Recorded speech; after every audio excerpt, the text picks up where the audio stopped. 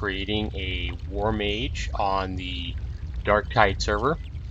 I am just starting my training now, and you'll see I start off with my health, my stamina, and my mana, which is used for casting spells. Stamina is, how much energy you have left, usually primarily used for melee combat. You'll start off and you'll notice you have your interface down here. This is your war mode, peace mode.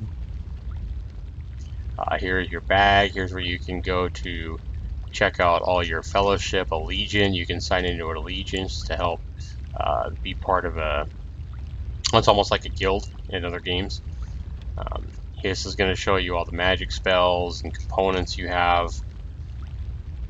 Here, this is going to show you your initial attributes or your attributes of your character, the skills of your character, what you've got specialized and trained. As you use skills, they will go up as long as they're trained or specialized. You can also use experience that you've earned to help pump these up, as well as to pump up your attributes. And you'll earn experience by killing monsters, completing quests, so forth in the game. Pretty standard stuff there. And right here, you'll show you your total experience your character's earned, life, and how much experience is left to level up to the next level. Levels are not quite as important in Asheron's Call as they are in other games. It's basically there to show you relatively how experienced you are as a character, in relation to the game. I believe the maximum level now is 275. When I first started, it was like, I think 126, 128, something like that. So it's definitely went up. And, a lot of dungeons and items in the game have a level requirement as well, I do believe. A lot of items and stuff in the game also have a particular skill or attribute requirement before you can wield it. So anyway, you'll take your initial character, you will go ahead and move towards this society greeter, and you'll simply double click him. He'll basically tell you, welcome to Dereth, no time to chat, time to get onto your training. Click in your backpack in the lower right of your screen and click on the blue calling stone and drag it to me. So we'll find that item, that's a calling stone there, and we'll drag it over to him. And he will tell us to complete the training, or if we don't want to and we want to skip it, we can go over to the left. Now, if you're brand new to Asheron's Call, I would recommend going through this training. You'll talk to this guy, you'll simply do what he says and learn how to move, how to make basic attacks and things like that. And you'll level up to basically level 5, going through and doing the things that the different NPCs ask you to do. But if you want to skip the training, you kind of know your way around a little bit like I do, or you're comfortable with moving on, you move over to this guy here, Jonathan. You'll double click him and he will give you a exit token. You'll drag that right back to him, and immediately he's going to give you enough experience and the same amount of stuff that you would have earned had you completed the training. And I'm level 5, just like that. Now I am now in the live world. I can be smashed by another character. I will see on the radar screen up here, it shows all these yellow dots are NPCs. A blue dot is a lifestone, and that red dot coming towards me right now is another player. In this world of Darktide, other players will either be red or white. Red meaning they can kill you, as long as you're red as well, and I am at the given time. Or they would be white if they have just been killed by another player. They would be white for a certain period of time, 3 or 4 minutes, something like that, I think it is. He is going to cast a spell at me. I can dodge the spell, which is one cool thing about Asheron's Call, is that you do have the ability to dodge spells, just like that. Now, I will probably get there in a matter of moments, but that is one cool thing about this game, is that you do have the ability to dodge spells and that kind of thing. It's not like World of Warcraft, for example, where they cast a firebolt at you, and if I ran behind this building, the firebolt would go around the building and chase me inside the building even and still hit me no matter what I did. So as soon as I turn my back, he'll probably smash me. There's other spells he could actually cast, such as Drain Health or Harm, which could, kill me regardless of my ability to dodge. So when you enter this world, one thing you'll want to do is you'll be near a lifestone. There's different lifestones scattered throughout the world where you can attune your spirit to, and if you die, you will appear right next to that lifestone. As we notice here over on the left, we see a couple of different players are kind of battling it out here, jumping on top of one of this town's roofs. I don't know if they're about to battle or if they're in the same guild. Let's see here. I don't know if they're in different guilds. You can see that by the monarch, but they might be friendly. So you'll want to go ahead and click the NPC right next to the lifestone wherever you start, in whatever town you start with. You'll double click him. He's going to tell you to go ahead and attune to the lifestone. And once you do that, he's going to go ahead and give you more experience, and you'll level up again. So now I've got 7,000 experience. I'm level 6 just like that. As soon as you do that, you can go ahead and move over to the pathwarden, wherever that's at. It's going to be real near where you start in whatever town you start at. You'll move over towards him. And now one of these characters is actually casting beneficial spells on me. So I have no problem with that. So these are actually what they call buffs in the game. And he's buffing me up with high-level spells. I can see what spells are cast on me at any given time by clicking the spell icon up here.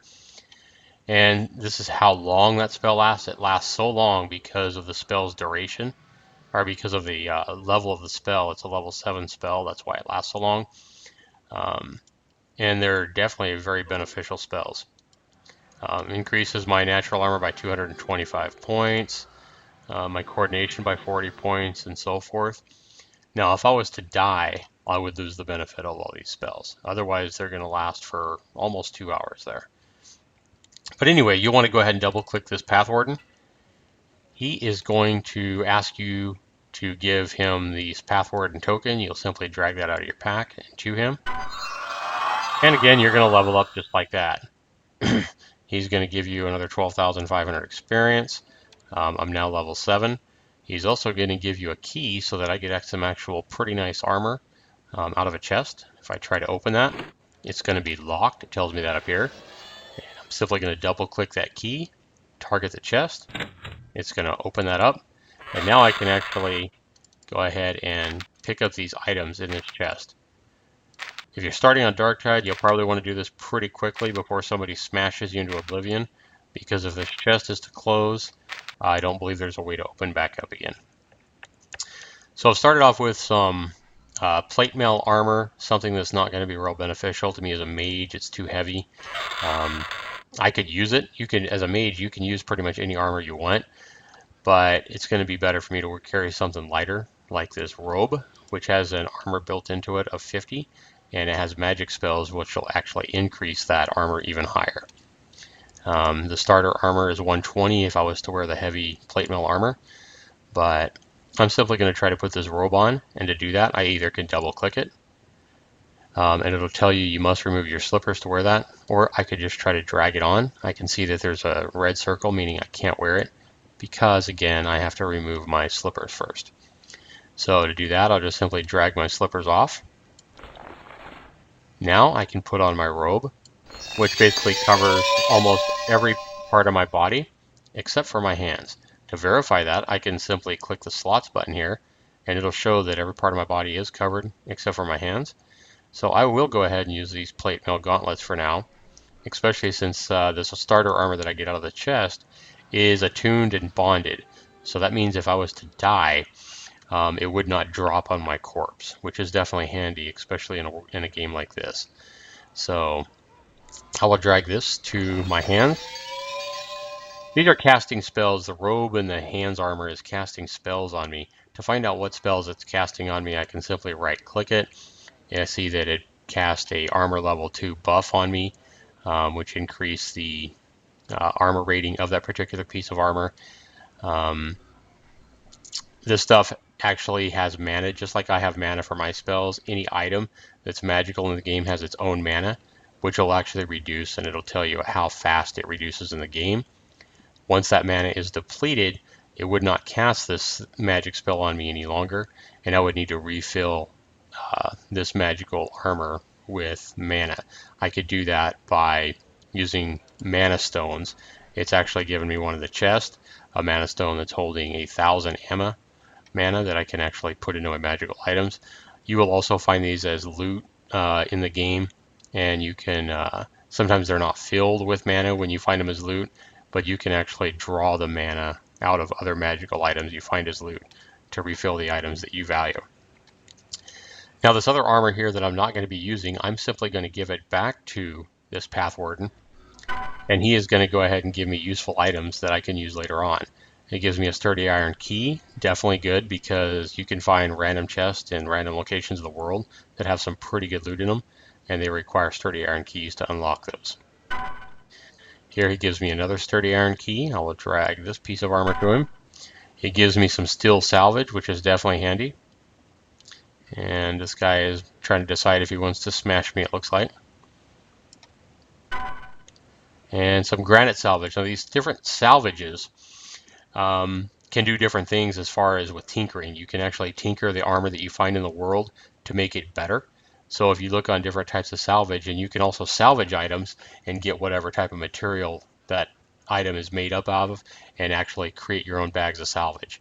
The higher your salvaging skill is, the more salvage you'll get. You'll need to have a full bag before you can use it. And you'll see that this steel salvage, for example, you can apply it to treasure generated armor to increase the armor level by 20. Okay, and then for like the granite that it gave me, apply this to a weapon to improve the weapon's variance by 20%. So I think that basically means if I found a dagger that did 10 to 20 damage, if I was to successfully apply this salvage to it, it would suddenly be 12 to 20 damage instead of 10 to 20 damage, something like that. So definitely good stuff to have, and that you can use your tinkering skills to actually do that. So a lot of people, what they do is rather than increasing their skills on their on their main players or their main characters, they'll create a mule that can actually, they'll create a character that only does like tinkering of objects. So magic item tinkering is a skill you'll see, armor tinkering, item tinkering, and then there's also probably weapon tinkering down here as well. So when you increase those skills to actually increase your tinkering ability, because if you was to fail, if I was to apply this salvage to, like, let's say I found a shield in the game or something like that, and I applied it and my skill wasn't high enough, I would lose my bag of steel and I would also lose that shield. So important to have those skills high up if you're wanting to tinker. But it's definitely a lot of fun. And like I say, the armor system in this game is really amazing. I mean, the loot system in this game is definitely random every time. It's always fun to have tons of loot and try to find those rare gems that are going to be of value to you in the game. A lot of trade goes on in the game as well, and that's why there's like trade channels. Like this guy here is saying, on the trade channel, his name is Metal Gear Solid, in search of steel. So he's looking for steel, and he'll trade something of nice value for that. So with that, I believe I'm going to go ahead and move on to video number 3, where I will start going ahead and trying to level up my character a little bit more by getting a couple of quests and moving into those dungeons to start my character out on his role here in Darktide. I am actually surprised that I've actually entered Darktide and survived for 5 minutes without being player killed yet. It used to be whenever you created a character on Darktide, you could expect to die within your first 5 minutes for sure. But the game has lost a lot of its population that it used to have many years ago. And so I guess the few guys that I've actually seen have decided not to be completely cruel to a brand new noob. I mean, it's obvious to them that I'm brand new to the game.